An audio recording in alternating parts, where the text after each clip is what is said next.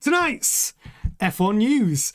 Ferrari owners in disagreement about who should lead the Ferrari F1 team moving forward. Plus, a Ferrari engineer says Fred Vasseur's future is in jeopardy. Plus, reports of massive rows over at Aston Martin. And we preview the Barcelona Grand Prix. And yes, we're talking predictions for this weekend. You're in the right place if you're a Formula One fan. This is F1 Grandstand. I'm Tony Craig. And if you do enjoy the show and the video, do smash a big thumbs up on it. Also, if you haven't subscribed to the channel yet, what are you thinking? Come and join the community.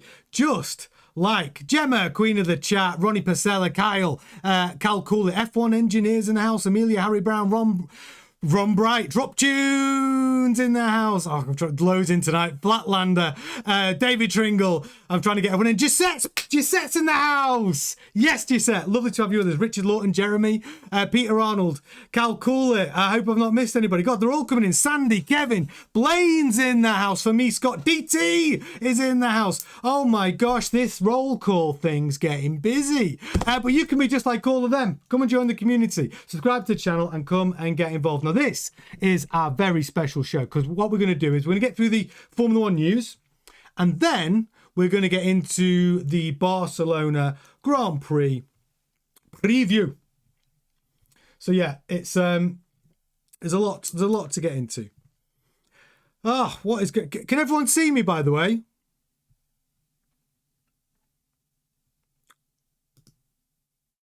I'm just checking. Is this stream all right?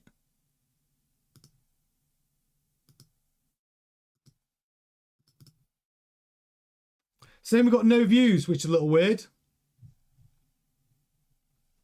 Yes, you can see me. Yeah, I had to reload my feed. Very weird. Something odd is happening with YouTube. I'll ignore it. I'll ignore it. Okay, so let's get into the first story. Yes, Christian Horner back in the news again. And it's not even his fault. This is an argument that's broken out between John Elkann and Piero Ferrari. Let's get into it.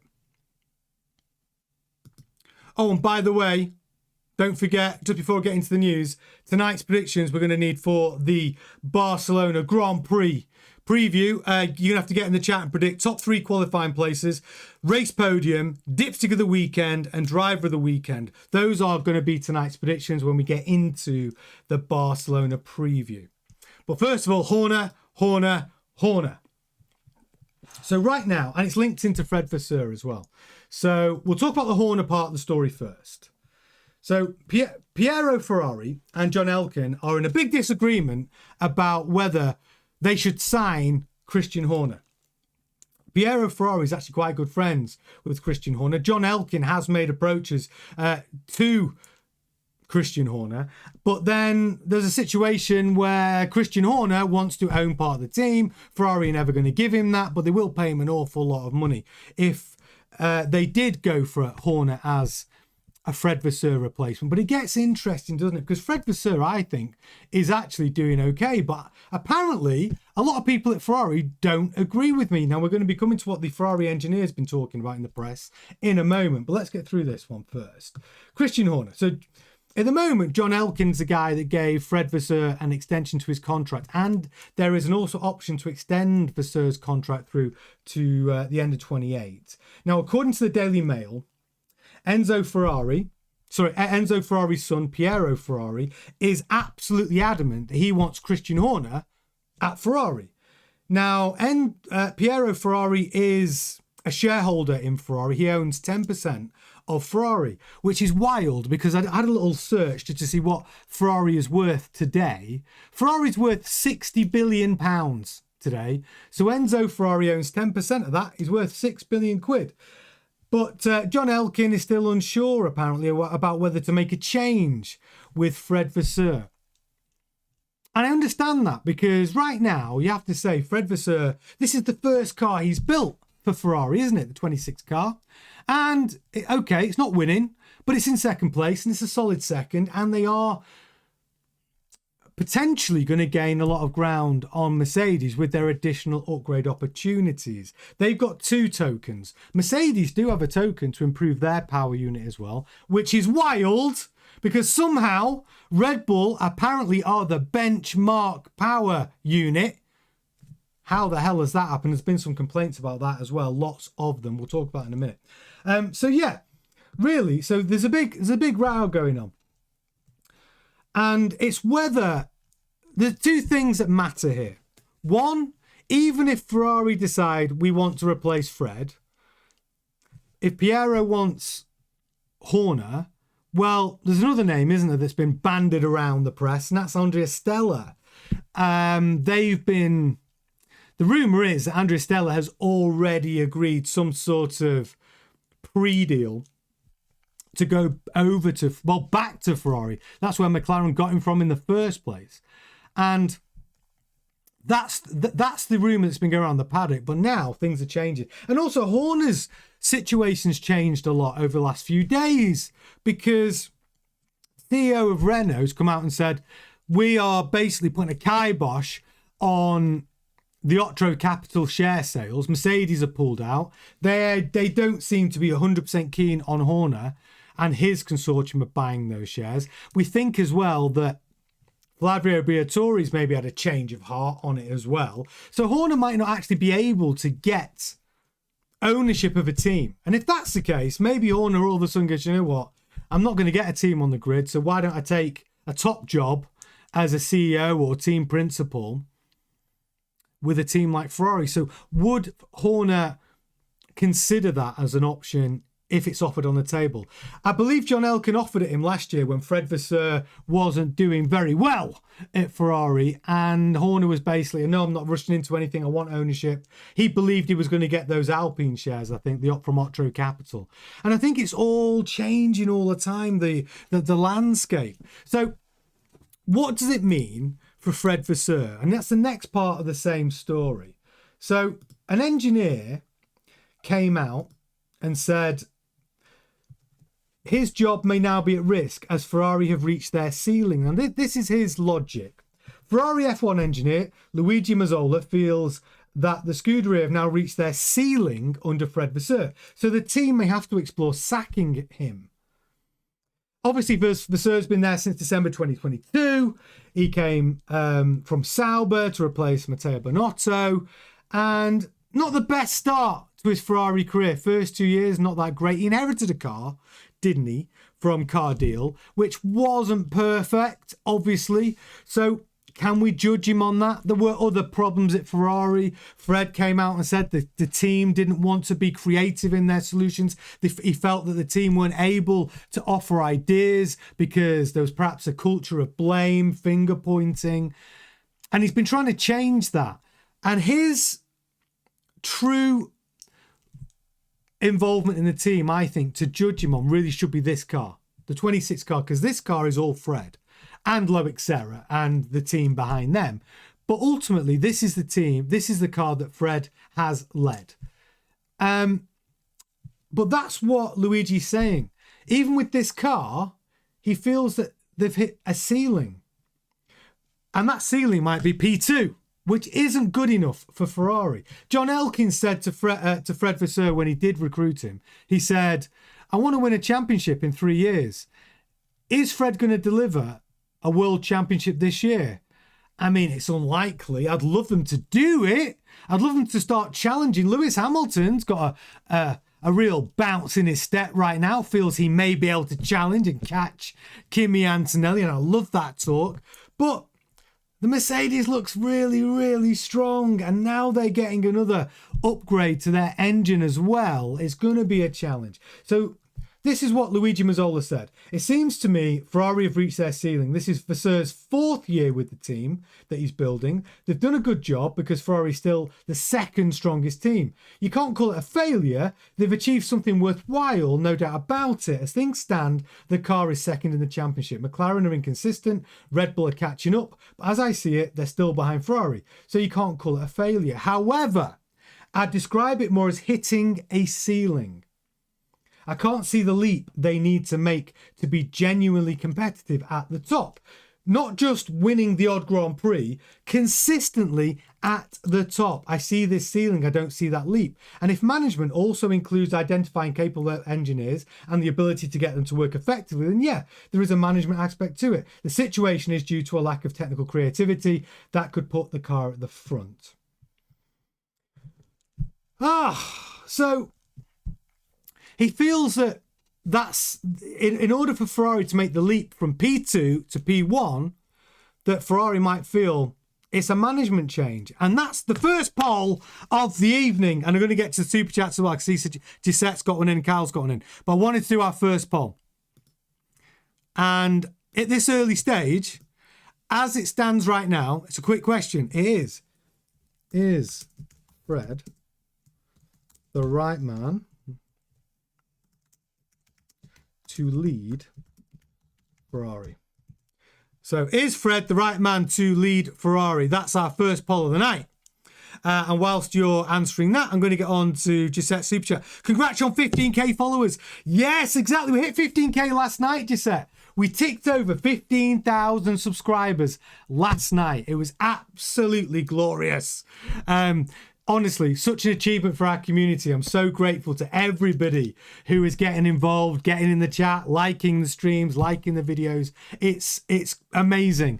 Everyone's chatting, discussing ideas, and everyone's keeping it respectful and friendly and banter. Honestly, I'm so proud of the community that we're building here. And yes, 15,000 subscribers yesterday. Big milestone for us. Thank you so much.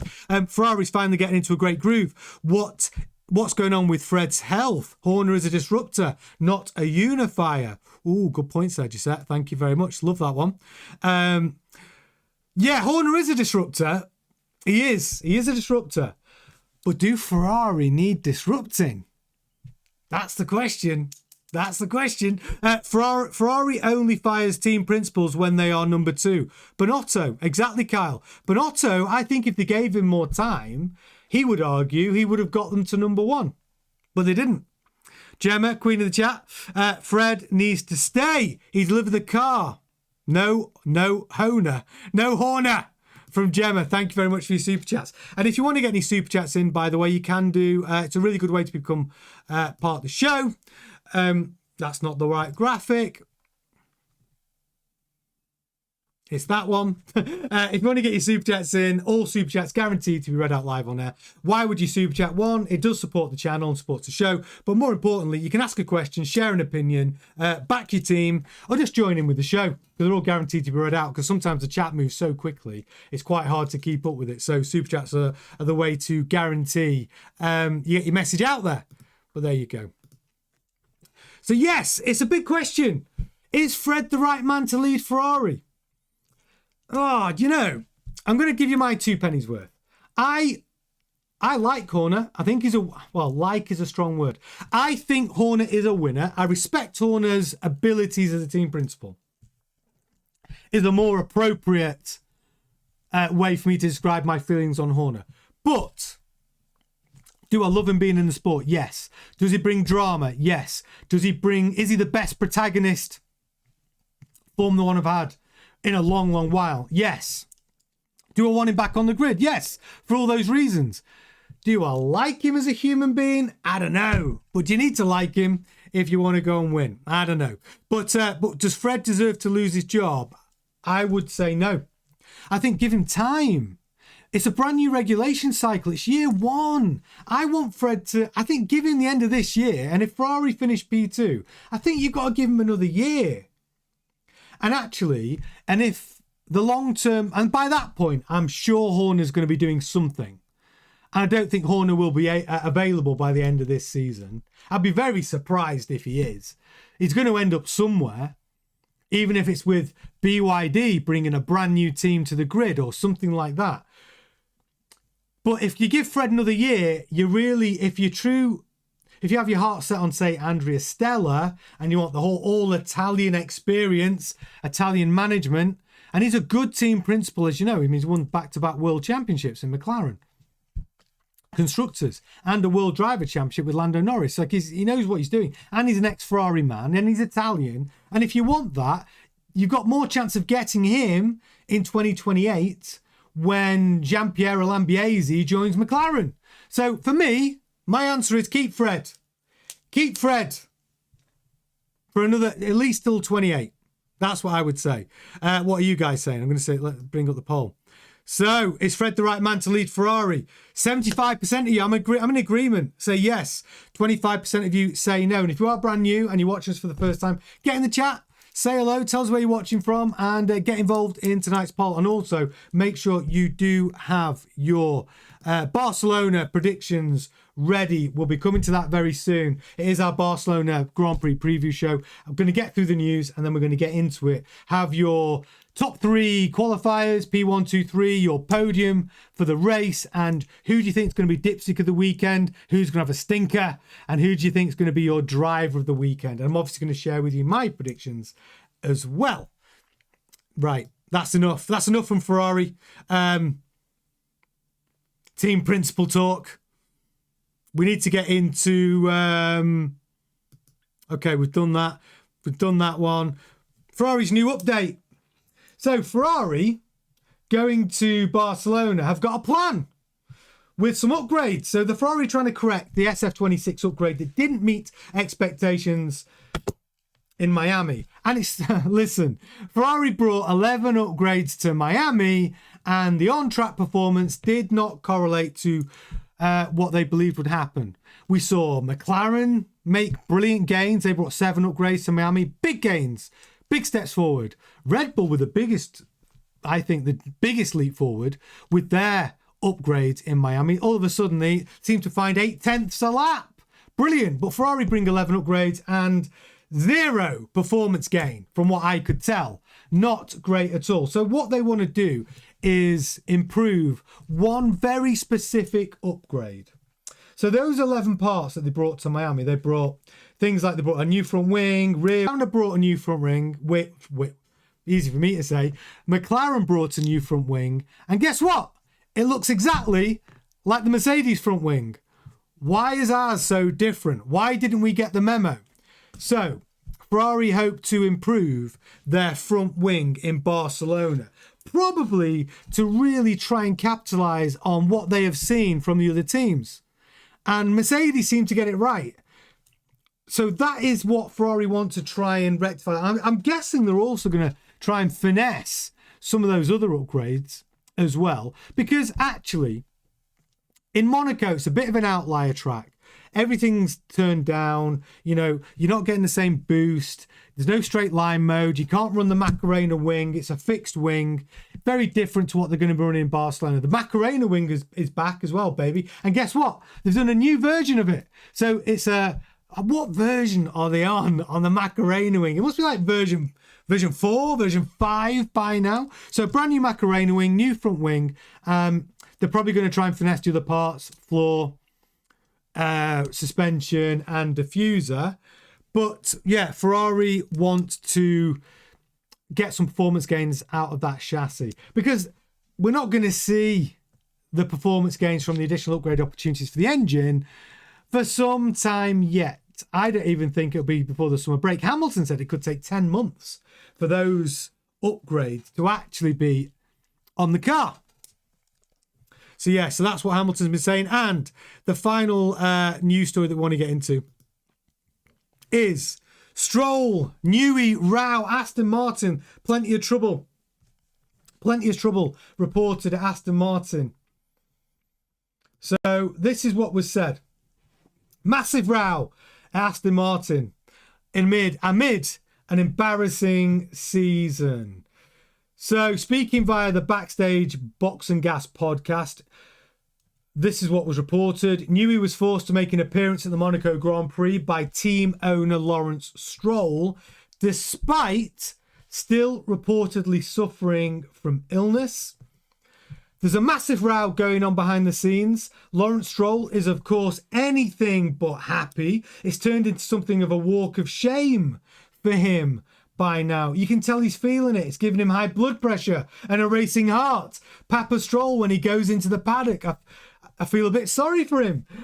He doesn't deserve this because he really gives a lot to Formula One, invests a lot of money and has great people around him. Unfortunately, Adrian Newey, who is ill at the moment, shouldn't really have been at Monaco, to be fair, but was there at Mr. Stroll's direct demand, because he absolutely had to be back at the track. I have to say it's suboptimal too, because of course he can't do much on site. So I can only hope that Honda finally get its act together. It's embarrassing, you have to say. And of course, as they've admitted, the car isn't exactly optimal either. So trouble at Aston Martin. Lawrence Stroll behind the scenes. We've heard of his temper tantrums. We've heard that he's been upsetting people. Some may have even used the word bullying within that team, but now it seems to even stretch not only to the mere minions at Aston Martin. Now Lawrence Stroll is laying the law down with his managing technical partner and co-owner, albeit very minority stake in the team, but demanding that Adrian Newey is trackside. And you know what? I understand why. Lawrence Stroll's put billions into the team. Bringing Newey in is very expensive. Bringing Honda in was very expensive. The car is a bag of spanners. It doesn't work. And his son is moaning about it week in, week out. Fernando Alonso's losing his rag a little bit now as well. It's a mess. Adrian Newey has not been trackside. He wanted the team principal duties.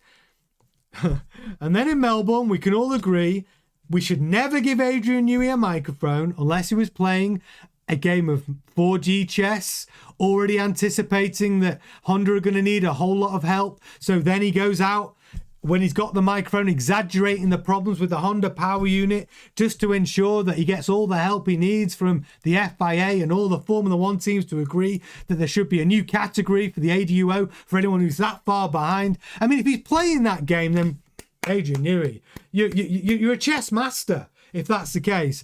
Or you just put your foot in your mouth, you offended Honda, you really threw them under the bus, and everyone then realised, this guy can't be team principal. He should be locked away designing the car. He shouldn't be with a microphone, right? And that's, depends what camp you're in. It's one of those two things. But Adrian Newey actually has confirmed that that's what he does. So Adrian Newey at Monaco did speak to the press. Adrian Newey revealed that he has been working away on major upgrades to the AMR 26 during his stint away from the paddock. He's been away a while, right? 5 races. And in an interview on the grid, Newey said it was nice to be back, obviously. And he said, unfortunately, the 4th row on the grid, is a bit of a long walk from the back or from our cars this time. But it's nice to be back. It's the first race I've been to since Melbourne, which is the first Grand Prix of the season, which 2 weeks before that was when he took on the team principal duties. And then he hasn't been present at the track since. Mike Crack has been doing a lot of the team principal duties. And poor old Pedro de la Rosa keeps getting wheeled out in front of the press to handle all the difficult questions as the Formula One Aston Martin brand ambassador. He did a good job, though. He's done all right. He's handled it pretty well. I mean, even when Newey was trackside, by the way, in Melbourne, it wasn't Newey that faced all the criticism. He sent Pedro de la Rosa out to face all the criticism of just how bad that Aston Martin was in Melbourne, the first Grand Prix of the season. It wasn't Newey that faced the questions. Pedro de la Rosa had to come out and do some, damage limitation and give the speech and give the chat to the press. And Pedro de la Rosa deserves a raise. He's going above and beyond, actually, to be fair. And anyway, Newey was asked how he's helping to motivate the drivers, Fernando Alonso and Lance Stroll. Newey replied, it's a long, hard slog for them. Obviously, we took the decision after Melbourne that rather than doing piecemeal updates, we take our time to put systems in place, do our research much more carefully. Everything was a rush to get the car out for Melbourne. We said, okay, we'll endure the short-term pain and hopefully make a decent step when we make that step. Do we believe him? Do we believe him? Because Adrian Newey, when he was at Monaco, he was doing his trademark, got his pen, he's got his clipboard, analysing all the cars, making his notes. And he did that in Melbourne too. And it does sound like a Newey thing. Like, look, the car's way off. The engine's way off. Why don't I just go back to the drawing board for 4 or 5 races, see what I can do to improve the chassis, all the while Honda are going to try and improve the engine. He said the car was rushed out, and it was rushed out. I agree. He started late. Honda started late on the development of the engine. Newey started late on the development of the 26 car. That's all true. All those things are true. So Adrian Newey has given us a timeline. He says major upgrades coming for the Belgium Grand Prix at Spa, which is, I will just check my dates, middle of July, 19th of July, round 10, 3 races time. That's when he was hoping to get the first chunk of upgrades on the car. And then after the summer break, to have really be in full swing with all the new upgrades, we'll have the full AMR 26 version 2 at that point. Will that be enough time for Honda to improve the engine and use their additional upgrade opportunities to find about, I mean, it's crazy. They've got to find 75, 80 horsepower. That's what they need to do. Can they do it? Maybe. But look, problems. Papa Stroll's losing his temper. We knew that. But now I think he's... I mean, to demand Adrian Newey to be trackside in Monaco when Newey's been in hospital for the Canadian Grand Prix, you know, you can tell he's pissed off. You can tell he's pissed off. Would you be pissed off, though, if you'd spent $1 billion? Well, more than $1 billion, actually. I'm going to close this poll. Is Fred the right man to lead Ferrari? Yes! 73% of you say yes. 27% of you say no. I'm with you on that. Fred is the right man to lead Ferrari. Loads of you watching. Don't forget, do me a quick favour. Before we get into the Barcelona Grand Prix preview, which is coming up next, right now, do smash a big thumbs up on the video. Let's see if we can get to like 100 likes on the video. That would be awesome, especially for enjoying the show and enjoying the stream. And if you're watching on catch up, do always get in the comment section and tell me your thoughts on any of the news or anything that we've been talking about. I do read every single comment. So let's get into it. Barcelona. I shouldn't sing, should I? I shouldn't sing. So, think about your predictions. This is what you need to be thinking about right now. And then while you're doing that, we've got some stuff to talk about Barcelona. So, get in the chat with your predictions. Your top 3 qualifying drivers. Your race podium. Who's going to be P1, P2, P3. Who's going to be a dipstick of the weekend. Who is going to be your driver of the weekend. Now is the time to get in the chat and tell me your predictions so I can see them easily. Time for predictions. Yes, James, already in there with his predictions. Get those predictions in right now. And whilst you're doing that, I'm going to give you a moment. And I'm going to just give you a quick reminder of some fun facts about Barcelona. So, circuit length, 4.657 kilometres, 2.894 miles, 66 lap race. Oscar Piastri holds the current race lap record at 1 minute 15.743. Most driver wins. It's a tie. Lewis Hamilton, Michael Schumacher, 6 wins each. Most team wins, Ferrari with 8 wins. They call it the Truth Serum track. Why? Because it's one of those tracks which is the good drivers win. But it's well balanced, long, straight. It's a test. Twisty bits, requiring high downforce at times. 14 corners, 2 good straight line mode zones. It's gonna be interesting. If you're a Max Verstappen fan, Max Verstappen took his very first Formula One win here in 2016. Oh, here's a bit of trivia for you. Can anyone tell me? This is a great bit of trivia. So, Williams. Which Williams driver had their last Grand Prix victory here at Barcelona in 2012? And believe it or not, if you were wondering, Williams haven't won a Grand Prix since 2012. And it was here in Barcelona. Yes, chef, straight in there. Yeah. Maldonado was his win. Exactly. Well done, chef. Well done, chef. Yeah, extracts in there as well. Pasta. Yeah, it's a good bit of trivia that. Williams not won a Grand Prix since 2012. That's wild. Wee says Verstappen can't win without cheating. Illegal brake differential and cheating illegal floor for 5 years. Controversial statement there from Wee. Kevin Dot says, "Oh, with the predictions, right? I'm gonna show you my predictions, and then I'm gonna scroll back and have a look at what you're saying." So, I'll show you my predictions. Where are they? Here they are. And then we'll talk about yours. So, my predictions in qualifying. I've got George Russell to qualify on pole. I've got Kimi Antonelli to qualify P2 and Max Verstappen P3. Why have I put George Russell on pole? It's because I feel it's like a now or never weekend for George Russell. I feel that the pressure on him now is he's going to need to bring his A game. He put it on pole in Canada. He can do it. Although Kimi Antonelli is on fire.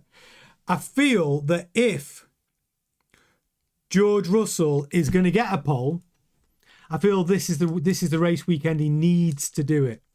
Kimi Antonelli P2. Obviously, the Mercedes are going to be dominant. Of course they are. Max Verstappen P3 because Max has got a brand new engine. He's got a brand new engine going into Barcelona. He showed wicked pace at Monaco. He was, what was it? A couple of hundredths behind Kimi Antonelli. Both drivers qualified 3/10 quicker than the Ferraris. I think Max Verstappen's coming here to play. Max Verstappen has had wins here before. When did Max actually win here? I've got some notes here. Max Verstappen took pole here in 2023. Has he won here? He took pole here in 2023. Yeah, Verstappen's won it 4 times. He won it, of course he has. He got his first ever Grand Prix win in 2016. Turn your brain on, Tony. 2022, 2023, and 24. So Max Verstappen, this is a brilliant track for him. Turn your brain on, son. Yeah, it's a brilliant track. It's a brilliant track for him. So I'm expecting Max to qualify well and do well in the race. My podium for the race is, I think George Russell's going to win this one. I've got a funny feeling that this isn't going to be Kimi Antonelli's weekend. He's been going so well, staying out of incidents. I just feel that he might have an off here or an incident which could cost him. So, yes, I'm backing George Russell for P1 in Barcelona. And then Max Verstappen again for the same reasons as to why I thought he would qualify second row, P3. Is because I think Max is going to be on fire here. He's going to do really well. It's a great track for him. Poles and wins in his locker. And of course, Lewis Hamilton carrying those back-to-back P2s in the Ferrari. I feel Lewis, his race pace is always good. He's got that racecraft. He's got that knowledge. He's excellent in the race. And I'm not saying he's going to qualify badly. I'd probably say Hamilton could qualify P4, P5, but I think Hamilton will end up on the podium again. Seems to be on a bit of a roll. And also Leclerc he's going to be running those carbon industry brake discs for the first time. And I'm not convinced that means Leclerc is going to be in a great place. Brand new brake discs. He's never used them before. Leclerc's not run them before. I think it takes a minute to get used to them. So I think Hamilton P3 podium for him. Dipstick of the weekend. I'm going with Franco Colapinto. I feel he's due one. Do you know what I mean? I feel Franco's due an accident or something. He's been doing really quite well. I have to choose someone. I have to predict someone. So I feel that Pierre Gasly dominated him in Monaco. I'm not taking anything away from Franco Colapinto's results in Miami and Canada. Absolutely brilliant. Uptick in form. I just feel he's due a mistake. So I've got Franco Colapinto's dipstick of the weekend. And yes, my driver of the weekend prediction is Arvid Lindblad. And do you know what? I was kind of torn as to, I mean, he maybe should have got it, for Monaco. He qualified P15 and finished P6. He gained 11 places in Monaco. And I just feel he's doing so well. I know Liam Lawson's out qualifying. I know Liam Lawson's finishing. He finished P5 in Monaco and Lindblad finished P6. But Lindblad, I just feel he's going to have a moment where everyone goes, oh, okay. Because he's such a hard worker. His mindset is perfect. He's enjoying every single second of being there. He wants to race. And I feel he's due a moment. You know that moment in a rookie season where people go, oh, okay. I think Lindblad's due one of those. So those are my predictions. Let me scroll back to see what you guys are saying. Oh, gosh, there's loads. Right, let me try and get back to the top. So, yeah, James McBride's got P1, Alonso, P2, Sainz, P3, Perez. James McBride, have a word with yourself. Never, ever, ever in a billion years send yourself a strongly worded email, you dipstick. All right, James, say your predictions. Get them in. Sula says, since Barcelona is it, can we get a Macarena dance? Oh, I don't know. Maybe tomorrow night. Harry Brown says, I thought Horner would land at Aston for some time now. Horner's the only one to do it. Newey has stood in his way. I think Lawrence Stroll probably is getting to the point now where Newey's voice is getting quieter in that team if they don't start bringing results. I think Papa Stroll will take matters into his own hands. And if he wants Horner as a partner to shake that team up and grab it by the scruff of the neck and make that team work, well, Papa Stroll can do that. Pacific Chief has gone with Q1. Kimi. It's an obvious one and probably a sensible one. Yeah, Max, Q2 and Q3. Yes, third in qualifying. So Lewis. I've got Lewis as my P3 in the race. Chef says Barcelona Grand Prix. Antonelli P1. Verstappen P2. Russell P3. Dipstick Albon. Driver of the weekend, Hamilton, after a bad qualifying. All right, good one. Thad says qualifying Max, Lando, then Kimi. Max is always a dark horse. I mean, I did think about Max for P1 for pole position, and then for the race you've got Kimi, Lando, and Max. So Max, Kimi, Lando, a dipstick Ocon, driver of the weekend, Max. Ivor Greenplant qualifying Max, George, and Kimi in that order. A few people feel Max is going to get pole. He could do, you know. It was so fast in Monaco, so fast. Drop tune, driver of the weekend, Max. Loads of love for Max today. Yours are on the F1 site. BTM says. Jeremy says Kimi, Russell, Hamilton. P1, 2 and 3. P4, Max. Chris Gamble, nice to have you in there, Chris. George Russell, dipstick of the week every week. DT says, Quali, Kimi, Max, Lewis. Okay, race, Max, Kimi, Lewis, dipstick. Ocon, driver of the weekend, Max. So much love for Max in this show. Richard Lawton has gone with Lewis, Kimi, Charles for qualifying. And then Lewis, Kimi, Max for the race. A lot of love for Lewis Hamilton. I'd love to see Lewis win his first race in red for Ferrari. I truly would. Richard Lawton, Lewis, Kimi, Charles and Quali. And then Lewis, Kimi and Max. Flaxton's got Antonelli, Russell and Verstappen. 1, 2 and 3. Corinne's got qualifying Kimi, P1, Piastri, P2, Lewis, P3. We've all got the same drivers, just in different orders. Eric Venter, Quali, Russell, Kimi, Hamilton, race, Russell, Kimi, Max. There's some I want to try and find someone who's got anything different. James McBride, Lindblad. Yeah, AI Lindblad. Look at him. Look at the smile on Lindblad's face on my predictions panel. Harry Brown, George, Lewis and Max. Everyone's feeling around Kimi, George, Lewis and Max, aren't we? There is not much love for Leclerc. Not many people predicting Leclerc at the moment. Is it all because of the same reason that I have? Because he's going to be running these carbon industry brake discs and we don't know how he's going to do. Giuseppe's in there qualifying. P1, Max for pole. P2, Russell. P3, Lewis for the race. Max for the win. P2 Russell, P3 Lewis, Dipstick Kimi. I think Kimi's going to have a bad one.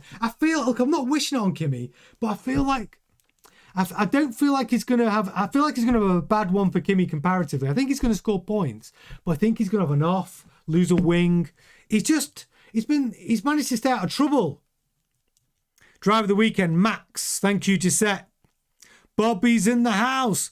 Kardashian left a curse on Kimi in Monaco. She might have done. Well, we have to say, Kim Kardashian's doing bits for Lewis Hamilton. Since she's been floating around in the pits, Lewis has been doing, far better. It's been working out pretty good for him. Hang on, I just need to... One of my screens is playing up.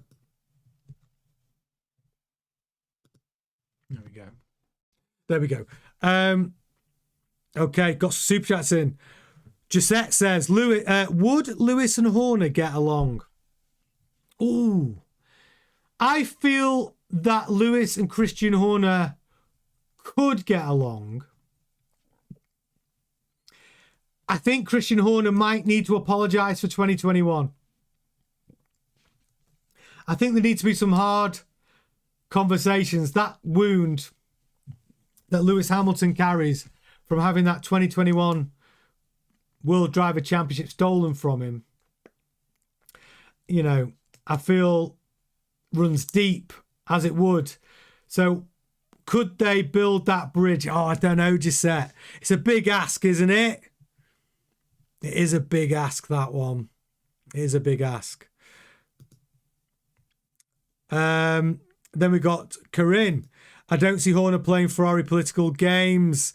Yeah, Corinne, I think that's a big question, isn't it, with Christian Horner and Ferrari. They might want him at some point, but would he actually play the Ferrari game? I don't know. Horner's got a big ego and a big mouth, and I think he feels that he feels that he knows how to win, and if Ferrari politics got in the way, I could see the Italians are passionate, Ferrari are passionate. I could see it being quite fiery. Or John Elkann goes, look, I understand the agreement. If you come with us, I understand the agreement. You've got carte blanche to do what you want. I'm going to back you for 3 years minimum, and let's see how you go. Maybe he'd honour that. I don't know. It's a tough one. You're right, Corinne. It's a tough one. Gisette with another super chat. Oh, thank you for all your super chats, guys. Gisette says, Kimi better buckle down because knives will be out for him. Max, Lewis, George, to name a few. He's been lucky to be up in the clean air. Very, very good point. Pressure is about to come down on him. He's a brilliant talent. And Gisette's made a brilliant, brilliant point, which is why I think Barcelona is going to be a tricky one. If he doesn't qualify pole. I think if George is going to get a pole, I think Barcelona is the one for him. If Lewis Hamilton is going to get a pole, Barcelona is a great track for him. He's got the most wins of any Formula One driver, tied with Michael Schumacher. It's a great track for him. Could he pull something out of the bag? Could the Ferraris upgrades and finessing of those 11 upgrades that didn't work, could it help? Could the Ferrari find some pace there? There's a lot of ifs and buts. Max Verstappen winning, 4 times he's won here. It's a great track. Sort some men from the boys.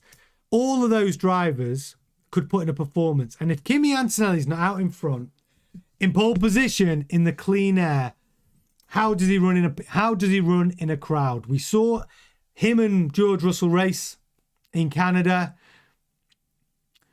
But how would he manage if he was P4, P5? I think Kimi's pretty good in the crowd, to be fair. But it can force unforced errors, stress builds. You start thinking, I should be winning. I want to get that 6th win in a row, added pressure. Kimi Antonelli says, though, he's not feeling the pressure. Kimi Antonelli said to the press this week that George is saying that it's my championship to lose. I'm not playing those games. I'm taking it race by race. It's a long way to go. It's still his to lose. He's still the favourite. And put the pressure back on George, which I thought was quite an interesting way to handle it, to be fair. Gisette's made a great point. How's he going to do if he's not in the clean air? Very good point. Harry Brown says, race, Antonelli, George, Max, dipstick, the FIA. Always. Sean meets 884. Monaco leveled the playing field. Not sure the Red Bull will be as good as the Ferrari. I think Red Bull will be better than the Williams. The Williams still crap. Red Bull, look, I think Red Bull have found some serious pace since their upgrades. And yes, it did level the playing field, but that Ferrari engine, Red Bull powertrain is deemed to be the best ICE. They may need to work on their battery deployment side of the power unit, which has now become quite apparent. Because if the ADUO sticks that the Red Bull engine is the best, well then bloody hell, Mercedes must have some pretty brilliant batteries. And that's 50% of the power. And that hasn't been factored in. I think the FIA do need to do something about that. They should be looking at the battery side of the power unit. They need to somehow measure that. Because what if some, teams have got shocking battery technology and somebody else has got brilliant battery technology? Well, should that team with the crap battery tech be able to improve it with an additional upgrade? That's the talking point that's going on right now. They're arguing about it. Nobody believes that Red Bull are the benchmark power unit, apart from Mercedes. They believe it. And Toto Wolff said that right at the beginning of the season. He said that all the way back in pre-season testing, didn't he? None of us believed him. And now he's laughing again, Toto. S. Roberts says, George will make huge leaps when he's comfortable in the car. Does everyone think the leap comes in Spain? S. Roberts, I think it has to come in Spain. It has to come in Barcelona. Has to. Otherwise, George Russell could just crumble away to a mess and just, his whole season just fall apart. He has to come back with a big fight. And he has to have a bit of luck where the car doesn't break on him too. But yeah, he has to, George, I think. Jaman, I see you. Are we seeing Russell is a better driver of the 22-25 downforce cars and not as good in limited downforce cars? The opposite of Lewis Hamilton. I don't think George Russell has got slower. That's the big thing about the Russell Antonelli conversation. Everyone's like, oh, Russell, not as good as he was last year. I don't think that's true. I think Russell is every bit as good as he was last year. I just think Kimi Antonelli has taken a massive step forward. He's found a higher gear. Antonelli is just way better than he was last year. I don't think George Russell's got slower or become a worse driver. You can't say Russell's a bad driver. The way he was driving in Canada under immense pressure from Antonelli, who was the quicker driver, showed the world that he's still a very good Formula One driver. He managed to keep him behind him. Kimi Antonelli making more mistakes than Russell, ending up going off the track a few times. And I think if anyone was going to make a mistake, it was probably Kimi. He was pushing and pushing and pushing really hard. George kept him behind him. So credit where it's due. I don't think George is a worse driver than he was last year. I just think he's getting shown up by the fact that Kimi Antonelli is a lot better. And I said it last night. I'm not convinced that if Max Verstappen was Kimi Antonelli's teammate, that Max would be beating him. I think that's the big leap forward that Kimi's made. Sandy says, Kimi must ask Lewis to ask Kim for his towel back. Yeah, absolutely. Can't be running off with towels, Kim K. Seriously, times aren't that hard for you. Yeah, Josette says Kimi's fast and fierce with Bono developing him. Russell has had bad luck with his car breaking down. Yeah, look, I point the finger at Russell quite a lot. But Russell has had some very bad luck. So look, I do think it's pivotal. Barcelona is going to be pivotal. I think it is. It really is. Rod F1 fan, Kimi needs Bono for sure. And you can't underestimate. Bono's been keeping Kimi Antonelli out of trouble. He's done 3 incidents. We talked about it last night. One was when Kimi was losing his head in sprint race. Canada. George Russell losing his mind, shouting down the team radio, lost his cool. Pete Bonington kept him cool. Then in the race, he forced Kimi to come in under the safety car to get some fresh rubber. Kimi wasn't going to do it. He missed his first lap opportunity to come in under safety car. And also, what else did he do in Monaco for him? Oh, it's gone out of my head. He did another thing as well where he saved Kimi's bacon, I think. It's on last night's show. Honestly, my brain is not working today at all. But yeah, I think the relationship between Pete Bonington and Kimi Antonelli is absolutely intrinsically linked to Kimi's development and success in that Mercedes car. Propty said Monaco was pivotal. Well, it could prove to be. Yeah, that is Bono's job, Retro Man. I'm not sure. I think Pete Bonington is more than a race engineer giving Kimi Antonelli data. I think he helps with the emotional state of him. I know you could say that all race engineers need to help the emotional state of their drivers, but Pete Bonington, I think, it just does a lot more. I think that according to most people, even Pete Bonington himself, has said, he has been working very, very hard to help Kimi find his groove, his rhythm, and improve certain decision making on track. Rare Rod F1 fan says Lewis wouldn't have won his Mercedes championships. They won 6 championships together in Mercedes. Lewis Hamilton and Pete Bonington, the most successful partnership in F1 history. Gisette says Max in a fast car would beat Kimi because Max is ruthless and can't bear to lose no matter how much he loves Kimi. I think it'd be a tough one though.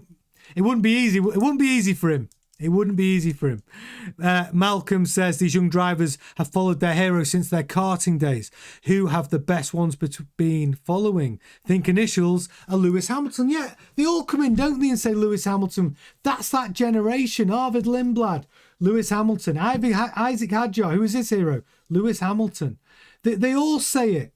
Hamilton was the guy that they looked up to from karting. I want to be like Lewis. It's true. Absolutely true. So yeah, it's going to be, I'm really looking forward to it. The watch alongs last weekend was so much fun. So yeah, those are the weekend predictions anyway. Those are my predictions. You're going to hold me to it. Yours are logged. When we do the results show, which will be Sunday night, and we'll also do Sunday night news after the Grand Prix, remember your predictions, because I'm not sure that anybody has got their predictions right where they predict. It's so hard to do. Can you imagine if someone got it right? Predicted qualifying 1, 2, 3, podium 1, 2, 3, dipstick, and driver of the weekend. None of us have got it 100% right. I've had quite a lot of it right. But let's see who gets. I'd love someone to get it right. It'd be very, very cool. Yeah, brilliant. And if you are watching on replay, do get in the chat, have your say, give me your thoughts on any of the stories from tonight's show, on any of your own predictions for the Barcelona Grand Prix. Also, I will put a couple of videos up just below me so you can watch any of our previous news shows if you'd like to, and do smash a big thumbs up on the video before you go. And if you've enjoyed it, and subscribe to the channel if you haven't done so already. We hit 15,000 subscribers last night. Absolutely fantastic. So proud of our F1 community, growing all the time, and it's just getting so interesting, and it's brilliant to watch. And you are very welcome here, so do subscribe and become part of it. That's me. Enjoy the rest of your evening. I will see you all tomorrow night, 7:30 GMT, for more F1 news, if I don't see you before with any breaking news. Ta-ta.